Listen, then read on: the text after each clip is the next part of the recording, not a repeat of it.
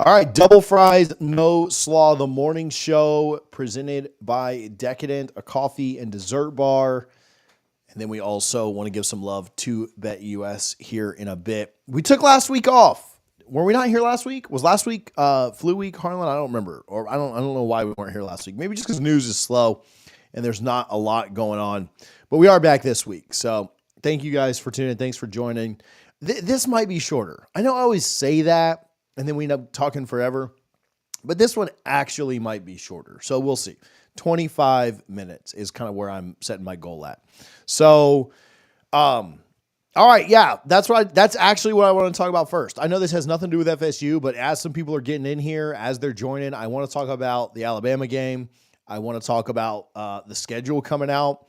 I want to talk about the ACC, some things that are intriguing, but most importantly, I did want to talk about the snow. So I know that's not necessarily why you clicked this, but as people are getting in, we can talk about the snow. It was pretty freaking cool. I'm just going to tell you. So on Tuesday, I was talking with Brendan over at Knowles 24/7, and I just said, like, dude, is it crazy to load up the car and take my kids up to see snow? They've never seen snow before. We go to North Georgia every year for Thanksgiving, and it very rarely is it snowing then. It's just not been cold enough for long enough. So it's never snowed in the 3 or 4 years we've done that. And so Brendan was like, maybe not the greatest idea, traffic.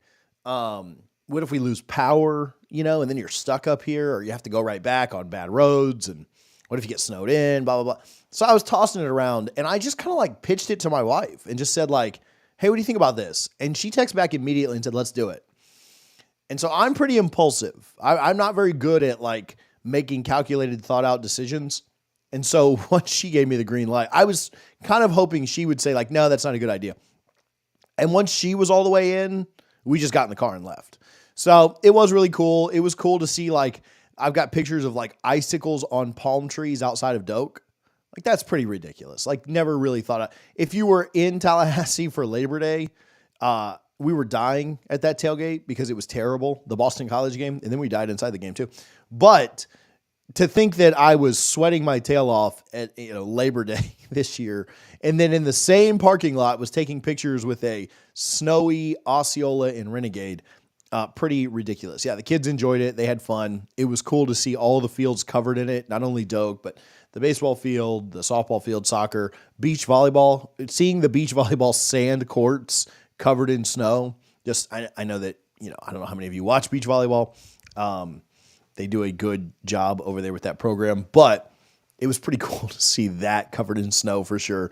So it was neat, and we had a good time. So shout out. I heard it got down to like 15 degrees, and like the black ice is a big concern now, and not a great situation, but they're thinking it warms up today and everything will be back. But we had a fun time. We had a good time for sure. But again, I know nobody tuned in for that, but I did want to, that was very important to me. So we were going to talk about it today. Some of you got way more snow. Harlan, our producer on the back end of this, had like several inches. He sent me a video of his kid out there playing in the snow. Yeah, pretty crazy. Maybe not so much for Georgia, but he's pretty far south in Georgia. So kind of crazy all the way around, but it was cool to see, the snow and then be up there and experience it and then get the heck out of town because everything was closed. Okay, last thing. Everything was closed.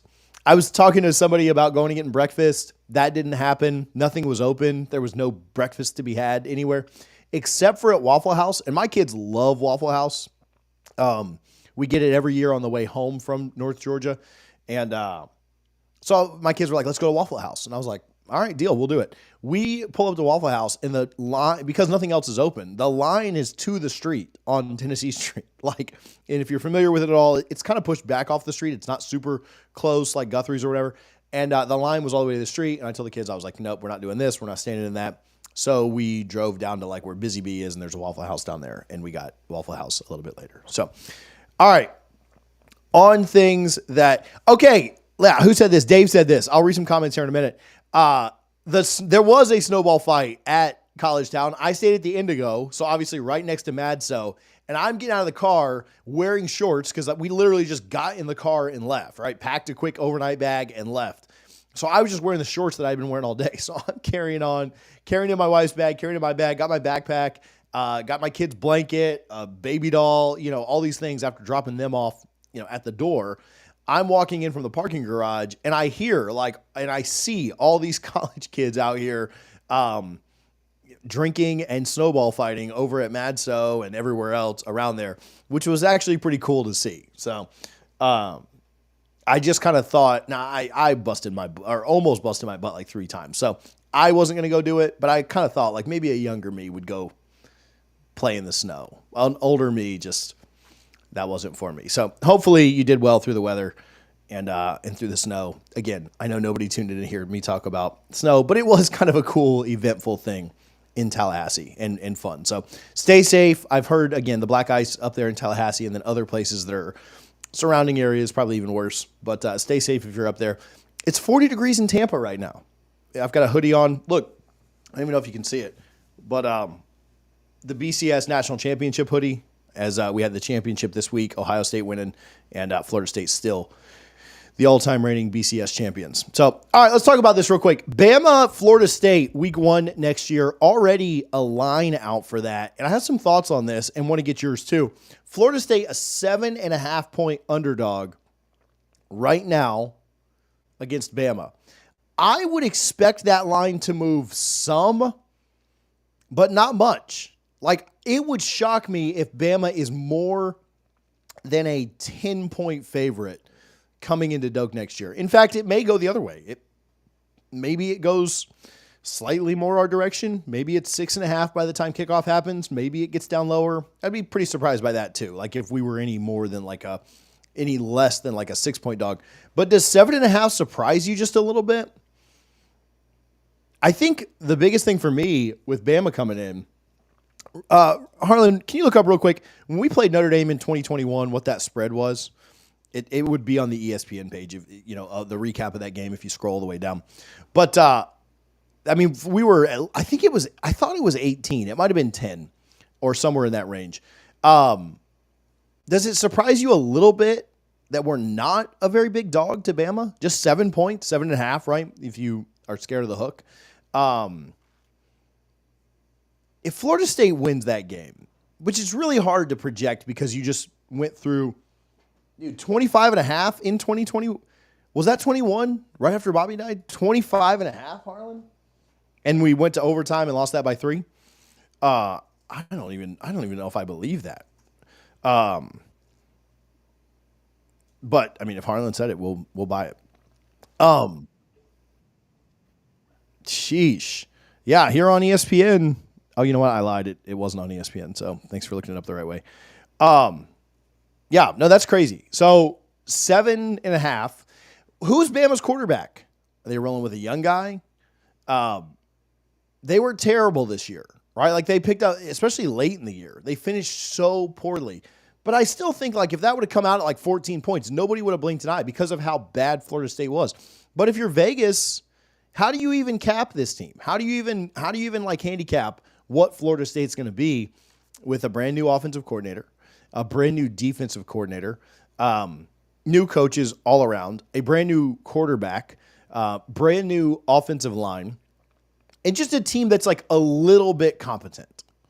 Like last year was so incompetent all the way around that, Bama wasn't even good. They scored 3 points against Oklahoma. They lost their bowl game against Michigan, who everyone on Michigan's side opted out. They were playing with a backup quarterback, all these things.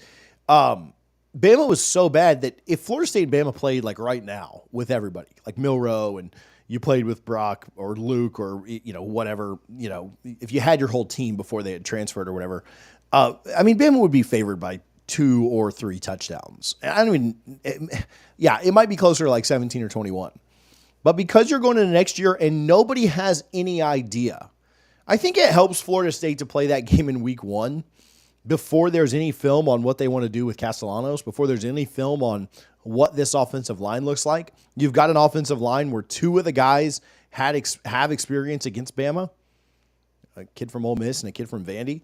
And so I think that line is really interesting. I think there's a lot of really interesting ones week 1. Obviously, Notre Dame's a 2.5, 3-point favorite against Miami. Week 1, I think Ohio State's like a 4.5-point favorite against Texas. Obviously, we already saw that game this year. Does Ohio State go with Sayan at quarterback? They've got obviously so many other weapons outside of him that, I mean, they took a Big 12 quarterback that never started 12 games and won a national championship. So I think they'll be fine. Arch Manning in that one. What's that dynamic look like? How different is their offense with him? But yeah, 7.5 points in that game. I think that for as much as, and Dave mentioned this, so many questions for Alabama to start next year. A lot of questions for Florida State too. Let's not kid ourselves. But, I mean, how do you have any idea what Florida State's going to look like? I mean, I don't. You would hope it looks better than it did this year. You would hope the offense moves a little bit better than it did this year. No, I take that back. A lot better than it did this year. But Florida State just being a touchdown dog is fairly interesting. I think I don't want to drink the Kool-Aid. And I'm going to try over the next, 8 months, 7 months, to not drink the Kool-Aid of thinking we can win that game. But it's going to be tough not to as we get further and further and further into the season or into the spring and fall and all that stuff. I don't care about there being no spring game. We can talk about that if we have a little time at the end. But that's certainly an interesting line that came out. And I would advise bet. So I do think this too. I wouldn't ever bet any early lines. Like I wouldn't bet any early lines in any of college football for two reasons. One, you truly have no idea what these teams are going to be. Now I know that the signing classes are in, the portal is kind of done for the most part. You kind of know who is entered or exited the portal, what your roster is going to look like. But man, how do you have any idea? Second, I don't like the idea of Vegas holding my money for 7 or 8 months. It's also why I don't do team over-under bets, because I don't like Vegas holding my money for like 4 months, right? You bet it in August and you don't get your money until December. I don't love that either. And so I would never bet this line this early. But man, if we're more than a touchdown underdog when that thing kicks off, I might roll with Florida State. Not necessarily to win, but to keep it closer, right? I think the style that both teams – what the heck does Bama even look like next year? I mean, they're jumping off of buildings right now because they lost 4 games for the first time since Saban's first year. What do they even look like? So, I don't know. Should be pretty fun. And with a fully renovated Doak, I know that the attendance is down a little bit, but Doak was loud this year, even with the minimal capacity or the minimized capacity. I think next year will be really fun. We'll certainly do a tailgate for it, and we'll have some fun out there on Labor Day no matter what happens, and hopefully have a team that doesn't just piss us off the whole year. Decadent, a coffee and dessert bar. Again, if you're in Modesto, California, if you're in Warner Robins, Georgia, or Fulton, Maryland, or their new location that's opening up in Florida, which I don't know if I'm allowed to say where it's at or not. I don't know if it's on the East Coast. We'll say that. If you're anywhere near any of those, make sure you stop in and tell them hello. Tell them that we sent you, and stay tuned for more with them, that new location. We should have info on that next week. I don't know if I'm allowed to say it or not. I'll message them again this week and check. I want to talk a little bit about the schedule coming out on Monday.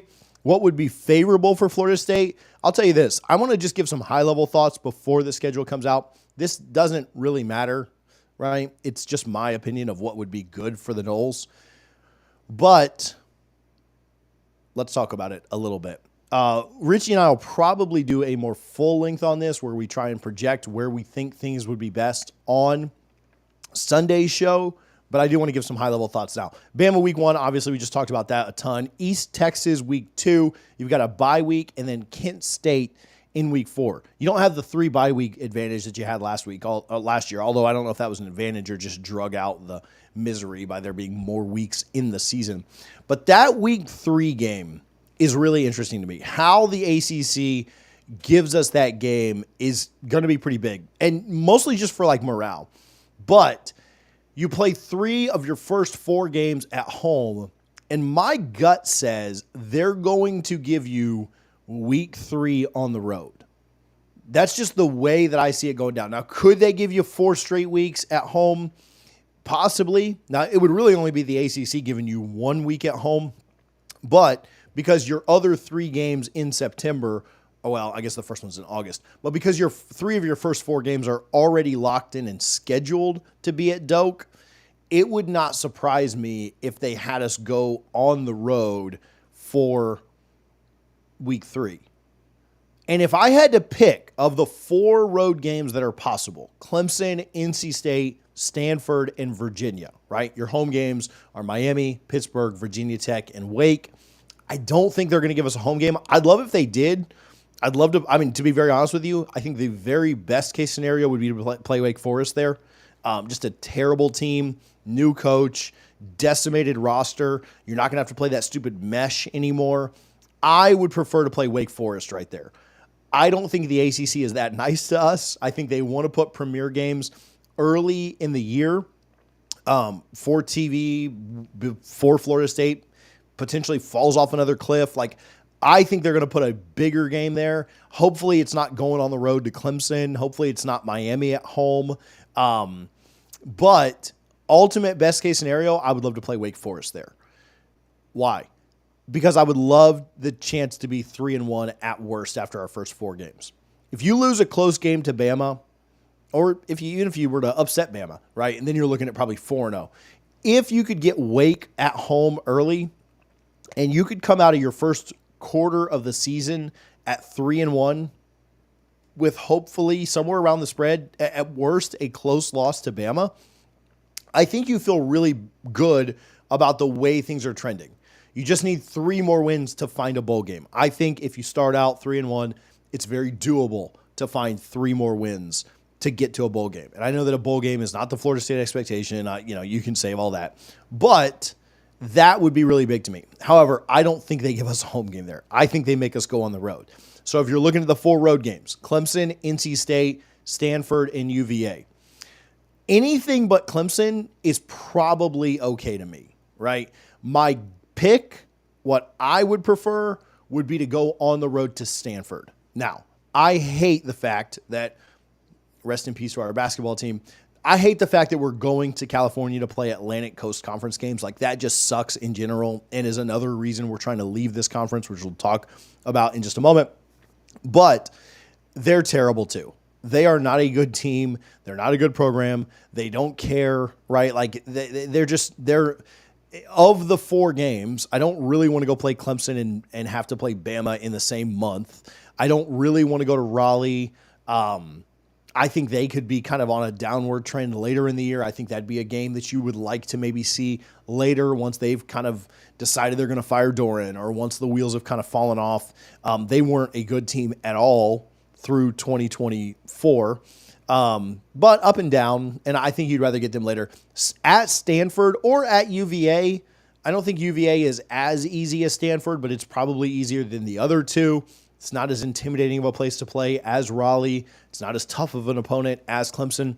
But I do think going to Stanford early would be great. That's probably your easiest road game. Not a tough environment. You've got 2 absolute cupcakes on both sides of that game with Kent State and East Texas.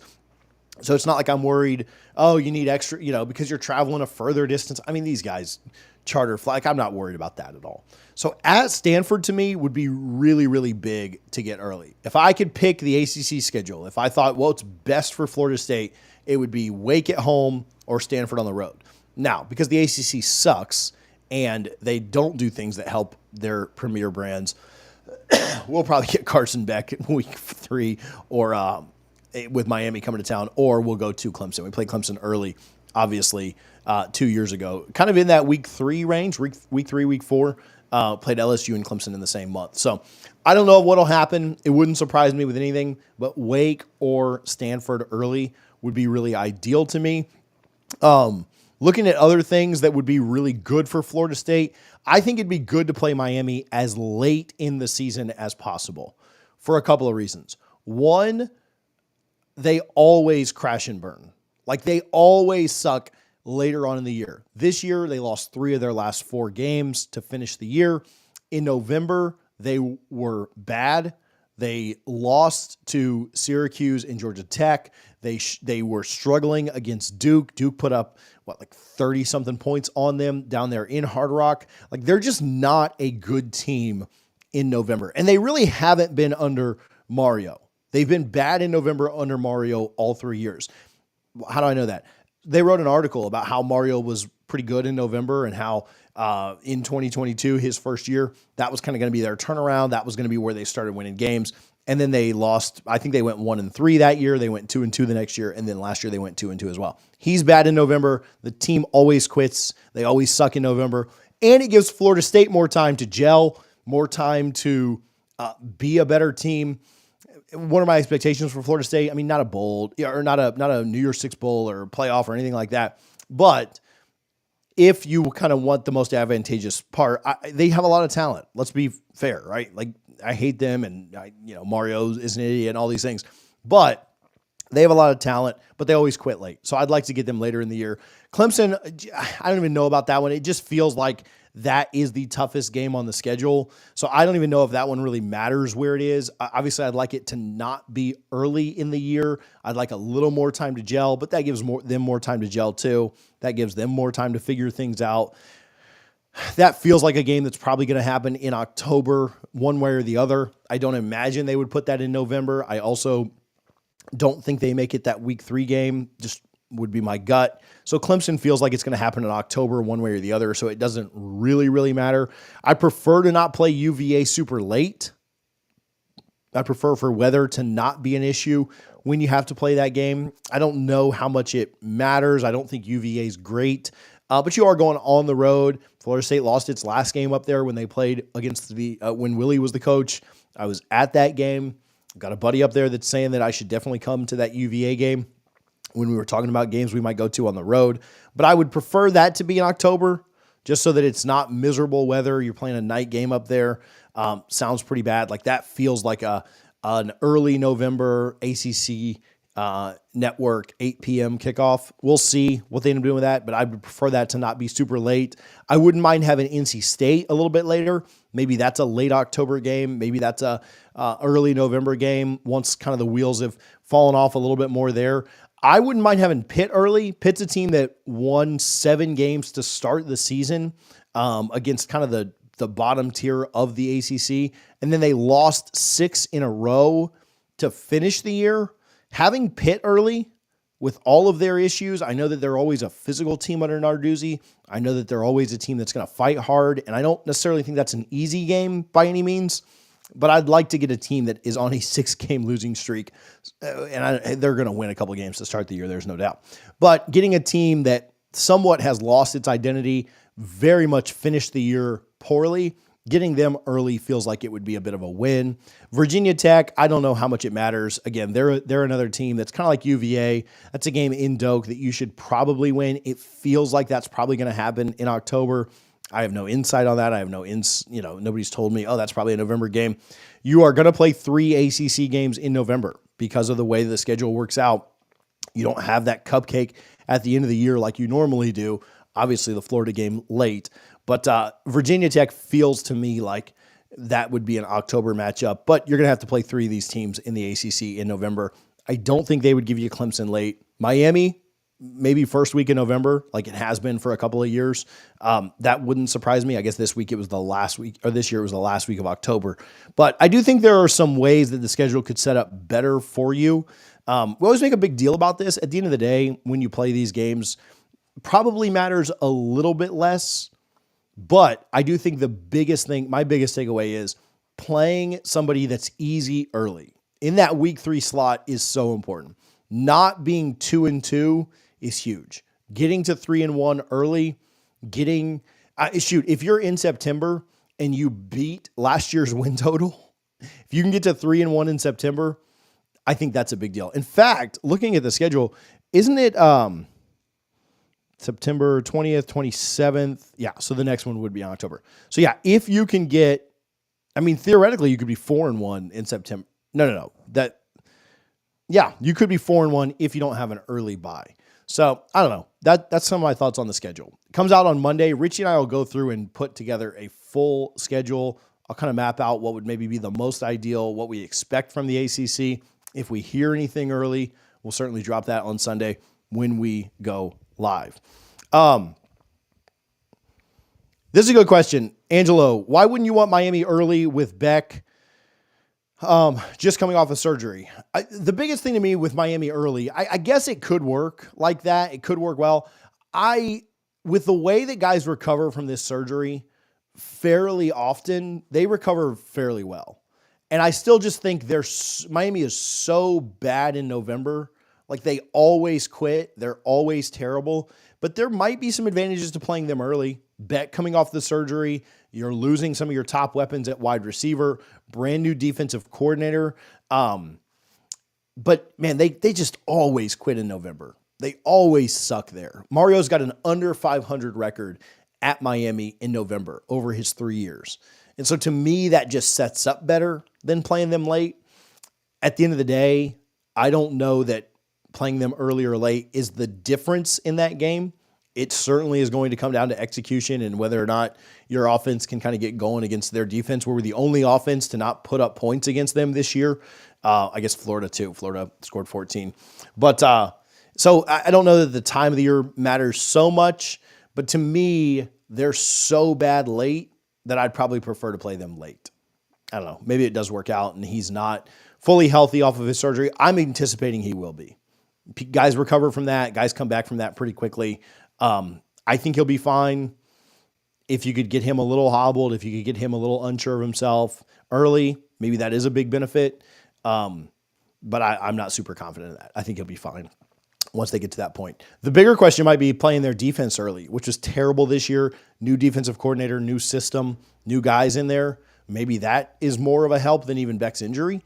But I don't know. I prefer Miami later in the year for that reason.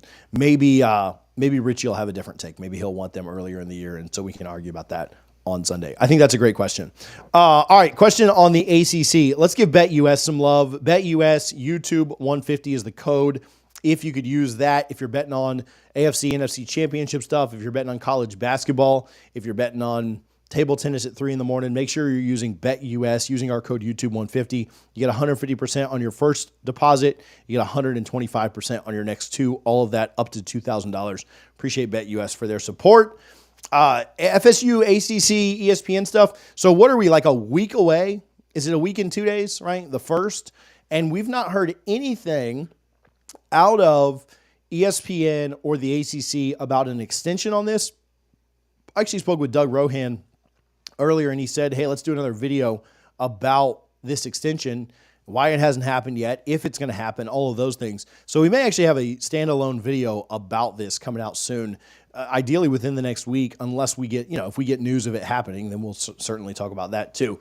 But being just a week away, it was interesting that Commissioner Phillips was like, hey, yeah, this is going to happen. We're not worried about this. It's just a look at, like, he minimized it very much. And now we're 8 days away from the first, and still nothing. I guess it's 9 days, right? Because there's 31 days in January.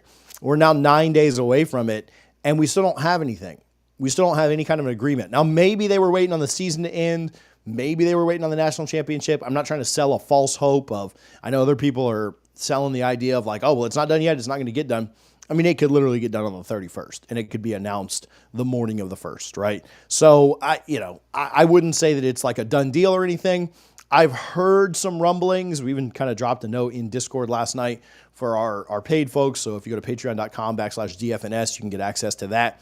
But I did drop a note of some rumblings of some different potential things happening at Florida State in the next week or so that maybe make you think that there's a chance it doesn't get renewed. Here's a question for you on that.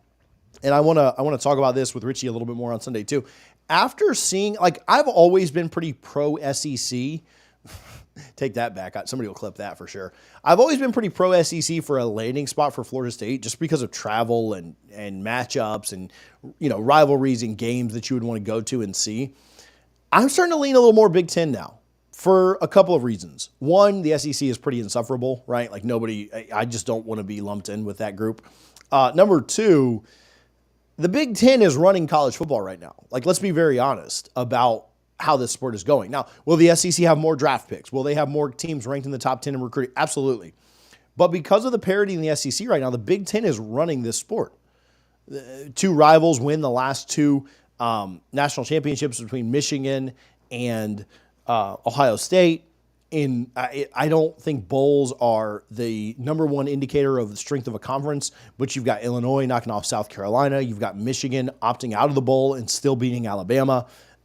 You've got the Big Ten and the Big Ten's like 4-0 against the SEC members now in the last two playoffs. If you count Texas last year playing a Big Ten team, and if you count the 3 Big Ten wins that they had this season as well, I think I would probably lean toward the Big Ten at this point. So and you look at the money, the Big Ten's bringing in more money. If the Big Ten was able to bring in Florida State, Clemson, Notre Dame, and Miami, which we can give Miami all the crap we want, but they do care about football. They are invested in football again. They are spending NIL dollars. We're all very aware of that. They are investing in coaches. They are investing in facilities and athletics and stuff like that. If you were to put Florida State, Miami, Clemson, and Notre Dame, right? And I don't think Notre Dame is close to joining a conference, but if you were to put those 4 in the Big Ten, would that not undoubtedly be better than what the SEC has right now? I don't know. I might now. By the same token, if you put Florida State and Clemson into the SEC, same thing, right? That conference is kind of your premier thing. And then if Notre Dame, Miami go to the Big Ten, then that could maybe balance it out. But I might be leaning a little bit more Big Ten. But on the ACC specifically, I will say this. Yeah, I have heard rumblings that the ACC is very aware that this is an untenable situation. It would surprise me if Florida State stayed super long, and I know we've been saying that forever, but it would surprise me if Florida State was here past 2030, right? And we've said much earlier dates than that. I expected us to be out now for the 26th season, or have made it aware that we're going to be gone by the 26th season. And I don't know if that happens or not. But the reports were coming out that they might do unequal revenue sharing. I don't think other presidents are going to sign on to that. It would surprise me if Florida State and Clemson just made more money than everyone else based on TV viewership. I don't think that's something that other presidents will agree to. I think other presidents understand what's about to happen. I think the ACC, based on what I've heard, the ACC understands what's going to happen. And whether or not that happens before February 1st, whether that happens before August 15th, your deadline to get out for 26, whether that happens before 2030, right? Kind of the date that people targeted as, if you did unequal revenue, maybe you'd get out by 2030. I don't know. I don't have any kind of timeline for you. We've predicted enough timelines have been wrong, so I'm not really worried about that. I do believe the ACC knows that this situation is not going to ultimately work out in their favor with Florida State and Clemson staying. It reminds me of the Wisconsin kid that's transferring to Miami or unenrolling and then just enrolling at Miami, Xavier Lucas. Do you really want Florida State and Clemson in your league if they're going to be bad partners? No, not at all, right? You don't want them there. You just want to get as much money as you can for them going out the door. And so that's why they're in a legal battle. That's why they're in court right now to try and figure that number out. But it would surprise me if Florida State's in the conference long term. It would surprise me if they're in it anywhere close to 2030. And obviously the deadline of February 1st fast approaching, and we haven't gotten any kind of resolution on that. Maybe that comes out today. Maybe they announce a deal now that the season's over. But every day that passes is pretty interesting. Do I think FSU is going independent? It would surprise me. I know that was popular, but I don't know how realistic that is. I don't even know that I wouldn't hate it. Seeing the success that Notre Dame got, if you make the playoff, you get all the money for yourself. You don't have to split it with anybody. It would surprise me. The other thing about that is, and I didn't run all the numbers. I don't have all the bowl payouts. The ACC members only get, a portion of Clemson and SMU's revenue from that, right? You split that evenly, but they also get a portion of every other bowl team that, made a bowl. And though those numbers are smaller, when you add up 10 teams making a bowl, they get pretty comparable to what Notre Dame made. And so it's not, you're not as far behind as Notre Dame makes $14 million and Texas makes $14 million and splits it 16 ways. Well, the SEC also had teams in a lot of good bowls this year, and so they made money from that too. So it kind of brings you a little more even. But with the money Notre Dame makes from their TV contracts, could Florida State be a partial member somewhere else, play kind of like Notre Dame does? I don't know. Maybe it would work out. It would surprise me if Florida State went full independent, like Notre Dame is, like some of the service academies are. I guess it's nothing's impossible in this crazy landscape. I would never think that we would have a kid unenrolling from one school and going to another, and a school refusing to put him in the portal, and everything else that's happened this last several months or years. But independence, I would lean away from that. So we'll see. All right, I lied, and we went 35 minutes instead of 25, but it's been a while, and I missed you guys, so we went a little bit longer. So make sure you hit the subscribe button. Again, appreciate Decadent, a coffee and dessert bar. Appreciate BetUS. We will be back on Sunday, probably like 1, 2 p.m., somewhere in that range before the NFL games kick off, to talk about all of this. Talk about this with Richie, talk about the schedule more in depth, maybe have more insight on the ACC stuff, as that deadline will be next week. So make sure you're subscribed and you don't miss any of it. I appreciate you guys for tuning in, for hanging out. We'll talk to you soon. Go Noles.